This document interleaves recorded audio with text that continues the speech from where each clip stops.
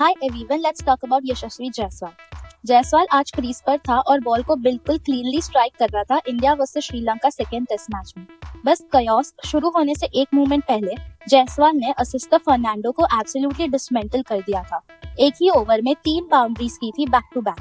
उसने बॉलर को हम्बल कर दिया था, फील्डर्स को बॉल के पीछे भागने पर मजबूर कर दिया था और कंप्लीट डोमिनेंस एस्टैब्लिश कर दी थी। लेकिन फिर क्रिकेट ऐसे ही चलता है, बॉलर को अपना रिवेंज मिलता ही है। फर्नांडो वापस आता है, राइट लाइन फाइंड करता है, बैट को बीट करता है और जायसवाल को आउट कर देता है। स्टंप्स हिल जाते हैं और जायसवाल बोल्ड हो जाता है। अब अगर आपने अपनी लाइफ में कभी भी कोई स्पोर्ट खेला है, इवन अगर वो सिर्फ प्लास्टिक बॉल से गली क्रिकेट ही हो जहां रूल होता है 1 टिप आउट, तो आप एड्रेनलिन का वो रश जानते हैं। एक फास्ट बॉलर जिसको भी 3 बॉल्स में 12 रन के लिए ह्यूमिलिएट किया था, अचानक उसे प्राइस विकेट मिल जाता है। वो क्या करेगा? ऑब्वियसली वो पंप्ड होगा, वो सेलिब्रेट करेगा और फर्नांडो ने एग्जैक्टली वही किया। उसने सिर्फ सेलिब्रेट नहीं किया, उसने जायसवाल को एक fiery verbal in your face send off दिया। उसने मुंह खोला और वर्ड्स को फ्रीली फ्लाई करने दिया। जायसवाल इतना अच्छा सेट होने के बाद आउट होने की वजह से खुद से फ्रस्ट्रेटेड पेविलियन की तरफ वापस जा रहा था। वो अपने काम से काम रख रहा था, डिसमिसल को प्रोसेस कर रहा था, लेकिन बॉलर रुक नहीं रहा था। उसके वर्ड्स हवा के चीर रहे थे और जायसवाल ने डिसाइड किया कि आज नहीं। वो रुकता है, वो मुड़ता है और सीधा पिच पर वापस चलता हुआ आता है। जायसवाल इंस्टेंटली डिस्टेंस क्लोज कर देता है। वो फर्नांडो के बिल्कुल ग्रिल तक पहुंच जाता है, literally helmet to face. Tipping point तब आता है जब जायसवाल उसे एक slight aggressive head and helmet bump देता है। फर्नांडो पीछे नहीं हटता, वो भी उसे फिजिकल शोव बैक करता है। श्रीलंकन कैप्टन को भागकर आना पड़ता है, जायसवाल को पकड़ना पड़ता है और उसे काम डाउन करना पड़ता है और फिजिकली उसे वहां से दूर ले जाना पड़ता है ताकि पिच पर एक एब्सोल्यूट लोकलाइज राइट होने से रोक सके। और फिर जैसे ही मैच ब्रॉडकास्ट कमर्शियल्स पर कट होता है, इंटरनेट एक्सप्लोड हो जाता है और जायसवाल को क्रूसिफाई करने की चार्ज लीड कौन कर रहा होता है? श्रीलंकन मीडिया या फिर इंटरनेशनल कमेंटर्स? बिल्कुल भी नहीं, हमारे अपने हाइपरक्रिटिकल इंडियन क्रिकेट फैन बेस खुद। कुछ ही मिनट्स में टाइमलाइन फ्लड हो जाती है कि ओ क्रिकेट तो जेंटलमैन का गेम था, राइट? जायसवाल की तरफ से कितना अगली है ये, इसमें मैनर्स ही नहीं है, इसका एरोगेंस देखो, ये सब आईपीएल के पैसे की गर्मी है, गवार है, कभी लाइफ में पैसा देखा नहीं होगा, अब सडन पैसा मिल गया तो क्रिकेट तबाह कर रहा है। और ऐसी बहुत सारी और कमेंट्स। लेकिन मेरा सवाल इन सब लोगों से ये है कि इसकी जरूरत क्यों है आखिर? कब से किसी बुली के सामने खड़ा होना जब उसने आपको नीचा गिराने के बाद इंसल्ट किया हो अगली बन जाता है? सडन पैसा से आपका क्या मतलब है? क्या किसी ने उसे फ्री में दिया था क्या? क्या यशस्वी जायसवाल ने एक स्क्रैच कार्ड खरीदा और मल्टी करोड़ आईपीएल कॉन्ट्रैक्ट जीत लिया? क्या उसने एक बिलियनर फादर से अंपायर इनहेरिट किया? क्या बीसीसीआई ने चैरिटी के तौर पर उसे कैश से भरा हुआ ब्रीफकेस दे दिया?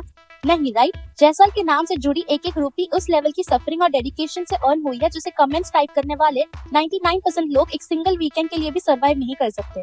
ये वही बच्चा है जो 10 साल की एज में अपना घर छोड़कर आया था, मुंबई अकेला आ गया था और उसके पास सिर्फ एक क्रिकेट किट और एक ड्रीम था। वो टॉप पर इसलिए नहीं पहुंचा क्योंकि वो लकी था, वो इसलिए पहुंचा क्योंकि उसके पास एक rare generation elite athlete talent है जो एक आयरन विल के साथ कंबाइंड है। आईपीएल फ्रेंचाइजीज ने उसके लिए करोड़ों रुपए दया के भाव से नहीं रखे।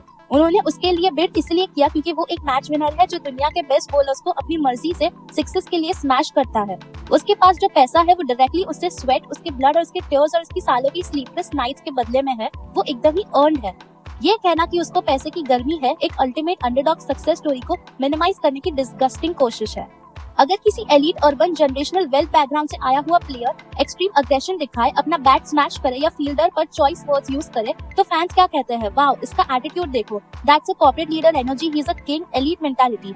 लेकिन जब एक सेल्फ मेड विलेज का लड़का एग्जैक्टली वही अग्रेशन दिखाता है, इस अनएजुकेटेड गाय को देखो, पैसे ने इसे खराब कर दिया, इसे बिहेव करना नहीं आता, ये इतना अननेसेसरी है। प्रैक्टिकली देखा जाए तो इंडिया के पास दुनिया की सबसे बड़ी और सबसे hyper connected cricket digital audience है। अगर श्रीलंका का या किसी भी दूसरे कंट्री का कोई भी बॉलर क्वाइटली गेम खेले तो कोई उसके बारे में बात नहीं करता, लेकिन अगर वही बॉलर इंडियन क्रिकेटर्स को चेस्ट थम्पिंग के साथ या स्क्रीमिंग के साथ इन्वॉल्व दिख जाए मैच में, तो वो कॉन्स्टेंटली पूरे सब कॉन्टिनेंट में नंबर 1 ट्रेंडिंग टॉपिक बन जाता है। नेगेटिव अटेंशन भी अटेंशन ही होती है। इंडियन प्लेयर को प्रवोक करके अपोजिशन प्लेयर्स जानते हैं कि हर major sports website, meme page और यूट्यूब चैनल उस वीडियो को क्लिप करके मिलियंस ऑफ टाइम्स रिप्ले करेगा, एक एवरेज मैच को वायरल ग्लोबल इवेंट में कन्वर्ट कर देगा। जायसवाल जैसे बैट्समैन से इमोशनल रिएक्शन ट्रिगर करके बॉलर सक्सेसफुली बैट्समैन की कंसंट्रेशन को बाकी सीरीज के लिए ब्रेक कर देता है। अगर वो इंडियन प्लेयर को उसकी अपनी पब्लिक की नजरों में विलन बना सकता है, तो बिना कुछ करे ही उसने आधा साइकोलॉजिकल वॉर तो जीत ही लिया है। हम एक ऐसी फैन बेस है जो मंडे को किसी प्लेयर को लिटरल डीटी का स्टेटस दे देते हैं और ट्यूसडे को ही उसे क्रिमिनल भी साबित कर देते हैं। हम अपने ही प्लेयर्स के साथ ऐसा क्यों ही करते हैं आखिर? इंडियन फैंस अपने ही बॉयज से भी ज्यादा जल्दी मुंह क्यों मोड़ लेते हैं? ओवरसीज फैन बेस चाहे वो ऑसीज के हो, इंग्लिश हो या साउथ अफ्रीकन, जब ऑन फील्ड क्लैश होता है तो वो थिक एंड थिन के थ्रू अपने प्लेयर्स को बैक करते हैं। वो अपने प्लेयर की अग्रेशन को कॉम्पिटिटिवनेस बोलकर डिफेंड करेंगे और ऑपोजिशन पर अटैक भी करेंगे। लेकिन इंडियन फैंस के अंदर ये स्ट्रेंज पैथोलॉजिकल नीड है कि वो दुनिया के सामने खुद को फेयर दिखाने के लिए अपने ही प्लेयर को पब्लिक ओपिनियन के ऑल्टर पर सैक्रिफाइस कर दे। जायसवाल ने फिजिकल कांटेक्ट किया हो सकता है, और हाँ, technically strict ICC rule book के अकॉर्डिंग आपको हेलमेट पंप नहीं करना चाहिए या शोव नहीं करना चाहिए। उसे फाइन मिल सकता है, उसे डीमेरिट पॉइंट मिल सकता है, वो सब ठीक है, the match referee rules handle कर लेगा। लेकिन फैंस के तौर पर उसके कैरेक्टर पर सवाल उठाना, उसके बैकग्राउंड को इंसल्ट करना और उसकी हार्ड एंड फाइनेंशियल सक्सेस को एक standard heat of the moment sports confrontation के लिए ब्लेम करना कंप्लीटली अनएक्सेप्टेबल है। अपनी इनसिक्योरिटीज को उन यंग प्लेयर्स पे प्रोजेक्ट करना बंद करे जो अपने ड्रीम्स जी रहे हैं। यशस्वी जायसवाल ने क्रिकेट को रूइन नहीं किया। अगर कुछ है तो जायसवाल जैसे प्लेयर्स जो रॉ पैशन, अनफिल्टर्ड इमोशन और बैकग्राउंड न करने का एटीट्यूड लेकर आते हैं, वही रीजन है कि टेस्ट क्रिकेट और इंटरनेशनल क्रिकेट को देखना आज भी थ्रिलिंग लगता है जब हमारे लेजेंड्स रिटायर हो रहे हैं। बताइए आप लोग इस बारे में क्या सोचते हैं?